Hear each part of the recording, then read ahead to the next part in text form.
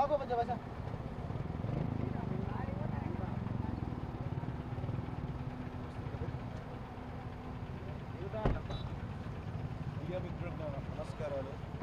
ఏదైనా అవసరం బయట ఇవాళ మాట్లాడాలా?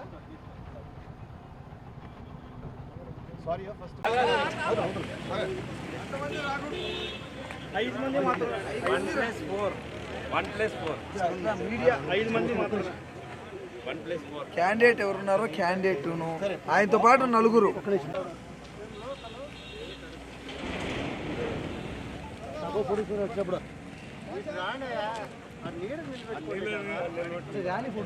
ఫ్రేమ్ లోనే అడ్డం వస్తావు.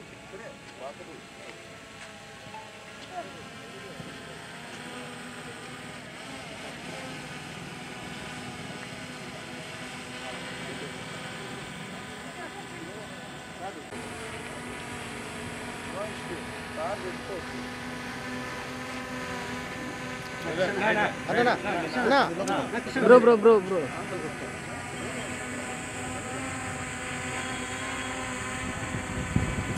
Mobile okay.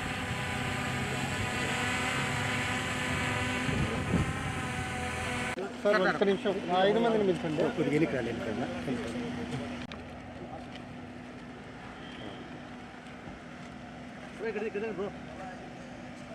కృష్ణ దగ్గర ఒక అడుగు ముందుకు.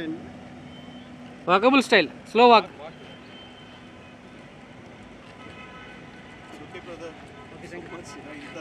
ఇంత నాకు అలవాటు లేదండి, న్యాచురల్. అందుకే మీరు ఫస్ట్ టైం వచ్చారు కాబట్టి. మీడియా మిత్రులకు మరియు రాప్తాడు నియోజకవర్గం ప్రజలకు నా నమస్సుమాంజలి. మీ అందరికీ తెలుసు, నేను ప్రొఫెసర్ రాజేష్ని. ఈసారి స్వతంత్ర అభ్యర్థిని రాప్తాడికి 2024 ఎమ్మెల్యే క్యాండిడేట్. ఇక్కడి నుంచి గత 4 సంవత్సరాలుగా ఇక్కడ ఎన్నో సేవా కార్యక్రమాలు చేశాను, అది కూడా మీకు తెలుసు. చదువుకున్న వాడిని, చదువు నేర్పుతున్న వాడిని. ఈసారి పరిటాల సునీత గారికి, ప్రకాష్ రెడ్డి గారికి గట్టి పోటీ ఇస్తున్నాను. గత 2 వారాల నుంచి డోర్ టు డోర్ క్యాంపెయినింగ్ కూడా చేస్తున్నాను. పొద్దున్న 9 గంటల నుంచి రాత్రి 9 గంటల వరకు పూర్తిగా డోర్ టు డోర్. మన మేనిఫెస్టో కూడా 12 పాయింట్ల మేనిఫెస్టో, దాని పేరు ప్రేమతో పండు. చాలా బాగుంటాయి. అంటే అందరినీ కలుపుకొని ప్రతి ఒక్కరికి, చదువుకున్న వాళ్ళకి, ఉద్యోగాలకు సంబంధించిన తగ్గట్టుగా వృద్ధులకి, రైతులకి మేనిఫెస్టోలో మొదటి పాయింటే జలయజ్ఞం అనమాట. 10,000 బోర్లు 500 అడుగుల వరకు, రైట్. అండ్ పిల్లలకి ఇక్కడ మన రాప్తాడికి 2 పెద్ద కంపెనీ నేను ప్రామిస్ చేశాను. 2,000 ఉద్యోగాలు, ప్రైవేట్ జాబులు. ఒకటి సాఫ్ట్వేర్ కంపెనీ, ఇంకోటి వచ్చేసి కియా అనుబంధ సంస్థ అయినా కానీ, ఒరిజినల్ ఎక్విప్మెంట్ మ్యానుఫ్యాక్చర్ వాళ్ళైనా కానీ, లేకపోతే టెక్స్టైల్ ఇండస్ట్రీ అయినా కానీ, ప్రైవేట్ విద్యకు భరోసా అంటూ 12 పాయింట్లు చాలా బాగుంటాయి. గట్టి పోటీ ఇస్తున్నాను. అందుకని ఇంతమంది ప్రజల ఆదరణ ఉంది, మీరందరూ కలిసి వచ్చారంటే ఖచ్చితంగా గట్టి పోటీ ఇస్తున్నాను, సందేహం లేదు. ఈ సమయం మార్పు కావాలి. ఎందుకంటే ఇది చాలా, మీరందరూ ఈ మీడియా ద్వారా చెప్తున్నాను, 2 ప్రభుత్వాలు సంక్షేమ పథకాల మీద పోతున్నప్పుడు వచ్చే ఎమ్మెల్యే క్యాండిడేట్, ఇక్కడ ఎమ్మెల్యే సొంత డబ్బులతో ఎన్నో సేవా కార్యక్రమాలు చేయాల్సి వస్తుంది. 1. 2 సొంత డబ్బులు కాకపోయినా కానీ టైల్ అన్నీ వేసుకొని నీట్గా పెద్ద పెద్ద కంపెనీలకు వెళ్ళి, అంటే ఇన్ఫోసిస్ ఫౌండేషన్ అయినా కానీ, టాటా ట్రస్ట్ అయినా కానీ, వాళ్ళ దగ్గరికి అందరికి వెళ్ళి అపాయింట్మెంట్ తీసుకొని వాళ్ళకి చెప్పి ఆ కార్పొరేట్ సోషల్ రెస్పాన్సిబిలిటీస్ ఫండ్స్ని మన వైపు తీసుకురావాలన్నమాట. అప్పుడే ఈ అభివృద్ధి అంతా చెందుతుంది. ఊరికే ఇప్పుడున్న సిచ్యువేషన్లో రాప్తాడికి పరిటాల సునీత గారు అయినా కానీ, ప్రకాష్ రెడ్డి గారు అయినా కానీ సెట్ కాదు. అందుకని మన అజెండా నేను ఏ లోగోతో వెళ్తున్నానంటే, పరిటాల సునీత గారు పోయారు, ప్రకాష్ రెడ్డి పోవాలి, ప్రొఫెసర్ రాజేష్ రావాలి, మన భవిష్యత్తు మారాలి. Thank you very much brother. ఈరోజు నా నామినేషన్, ఫస్ట్ రోజు నామినేషన్ చేస్తాను. ఎందుకంటే మళ్ళీ సమయం ఉండదు. ఇప్పుడు ఒక మొమెంటంతో వెళ్తున్నాను కాబట్టి మళ్ళీ నామినేషన్ బ్రేక్ కాకుండా నామినేషన్ వేసి మళ్ళీ ఇమీడియట్గా పాదయాత్ర వెళ్ళిపోతున్నాను అనమాట. Okay, any questions brother? Yes sorry brother.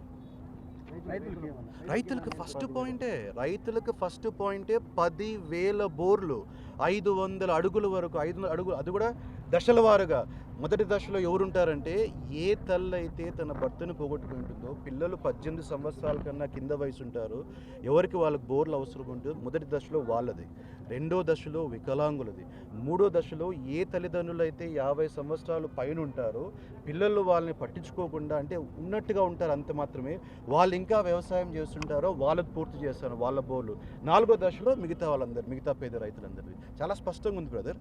ఇంకొకటి అంటే ముసలి వాళ్ళకి ఇప్పుడు 65 సంవత్సరాలు దాటిన వాళ్ళకి కొంచెం తీర్థయాత్ర వైపు ఉంటుందన్నమాట, రైట్.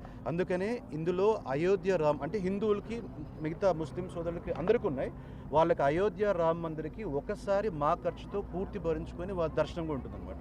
అన్ని విధాలుగా విద్యార్థులకి ఇంటర్ విద్యకు భరోసా చాలా బాగుంటుంది. 570 పైన వచ్చిన పిల్లలకి 10th స్టాండర్డ్లో 2 సంవత్సరాలకు అయ్యే ఖర్చు పూర్తిగా భరిస్తాం అనమాట. అంటే ఇవాళ ఏదైనా తీసుకొని బీట్ అంటే వాళ్ళు ఏ కాలేజ్ అయినా చైతన్య నారాయణ ఎక్కడే జాయిన్ కానీ ఎంపీసీ బైపీసీ వాళ్ళు ఐఐటి ప్రిపేర్ అవుతారా, ఎయిమ్స్ ప్రిపేర్ అవుతారా, క్లాట్ ప్రిపేర్ అవుతారా, ఐపీ మ్యాట్ అట్లా ఏదైనా వాళ్ళు ప్రిపేర్ కానీ ఆ 2 సంవత్సరాలకు అయ్యే ఖర్చు ఇంతగానే ఏం కావాలి చెప్పండి. అండ్ ఇంటింటికి ఇన్సూరెన్స్ మీరు గమనిస్తే నేను ఎన్నోసార్లు నా గత 4 సంవత్సరాలకు ఒక 6 కోట్లు ఖర్చు పెట్టింటాను. అందులో ఒక 2 కోట్లు ఎక్కువ ఎక్కడ పోయి ఉంటుందంటే ఎవరైతే హఠాత్తుకు మరణించుంటారు, పిల్లలు ఇంకా మైనర్స్ ఉంటారు, నేను ఆ కుటుంబానికి వెళ్ళి లక్ష రూపాయలు ఇవ్వడం జరిగింది. నేనేం ఆలోచించానంటే మనం ముందే ఇన్సూరెన్స్ చేస్తే కదా పేదవాళ్ళందరికీ మన ప్రక్రియ రెండో పాయింట్ ఏంటంటే ఇంటింటికి ఇన్సూరెన్స్. పేదవాళ్ళందరికీ ముందే ఇన్సూరెన్స్ చేస్తే కదా ఏదైనా జరిగినా కానీ హఠాత్తుగా ఆ కుటుంబానికి ఇన్సూరెన్స్ వాళ్ళు వచ్చి 2 లక్షలు ఇస్తారనమాట. ఇంటింటికి ఇన్సూరెన్స్ ప్రక్రియ ద్వారా నాకు అయ్యే ఖర్చు మొత్తం ఈ రాప్తా నియోజకవర్గం అందరికి చేస్తే కన్నా అయ్యే ఖర్చు 50 కోట్లు. కానీ అది 50 కోట్లు ముందే చేస్తే కన్నా జీవితాంతం వాళ్ళకి ఇంకా ఇన్సూరెన్స్ అనేది ఉంటుంది అనమాట, రైట్. ఇంకా ఆడపిల్లలకి ఆరోగ్యం ఇది మీరు వినాలి నిజంగా. ఇప్పుడు ఓపెన్గా చెప్తాను, ఇప్పుడు ఆడపిల్లలకి ఆ పీరియాడిక్ సైకిల్స్లో చాలా కేర్ఫుల్ అవసరం అన్నమాట. ఇప్పుడు నా తల్లి, నాకు చెల్లి, నాకు ఒక కూతురు, అది ఎంతో అవసరం. అందుకని ఆ సమయంలో వాళ్ళకి శానిటరీ ప్యాడ్స్ పూర్తి రాప్తా నియోజకవర్గంలో ఉచితంగా ఇవ్వడం జరుగుతుంది.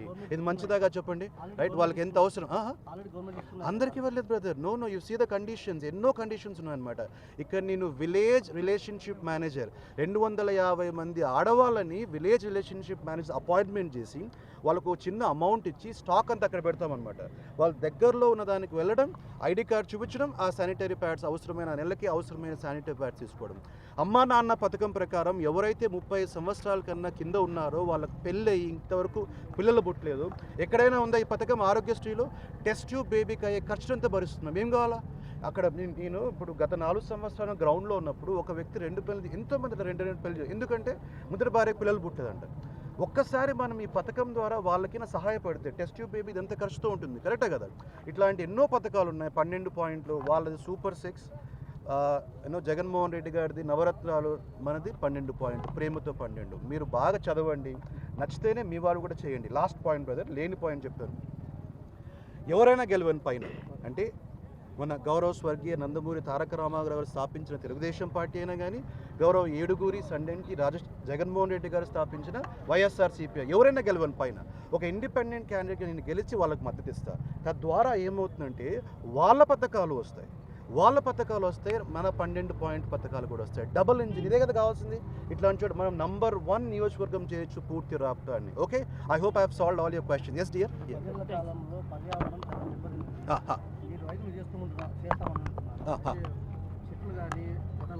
అఫ్ కోర్స్ అవన్నీ ఇప్పుడు మేనిఫెస్టో మీరు గమనిస్తే కన్నా నేను చేస్తున్న గుళ్ళకి అవన్నీ రాయలేదన్నమాట. ఇట్లాంటి సింపుల్ థింగ్స్ అవి ఆటోమేటిక్ వచ్చేస్తాయి. అదొక బాధ్యత. మేనిఫెస్టో అనేది వేరు, ప్రామిస్ అవన్నీ చెట్లు పెట్టడం అన్నీ 100% అవన్నీ చెప్తాను కదా. ఇప్పుడు ఎట్లయితే గుళ్ళకి గోపురాలకి చేసుకుంటూ పోతున్నానో మిగతా కార్యక్రమాల్లో అవన్నీ గెలిచినా గెలకపోయినా ఆ ప్రక్రియ అలాగే ఉంటుంది బ్రదర్, అర్థమైందా? కానీ ఈ మేనిఫెస్టో వేరు, ఆ సోషల్ యాక్టివిటీ చేస్తున్న వేరు. అది ఖచ్చితంగా తీసుకుంటాను, అవి ముందుకు అలాగే వెళ్తూ ఉంటాయి. సరేనా బ్రదర్? ఓకే.